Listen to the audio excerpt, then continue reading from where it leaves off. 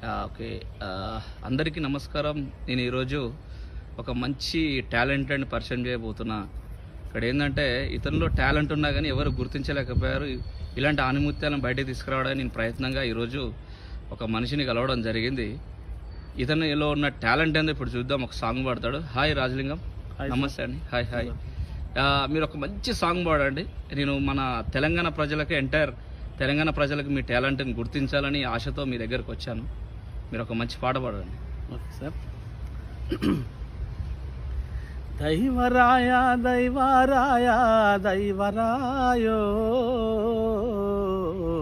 దైవమాని నేమిసేదు దైవరాయ దైవరాయ దైవరాయ దైవరాయో దైవమాని నేమిసేదు దైవరా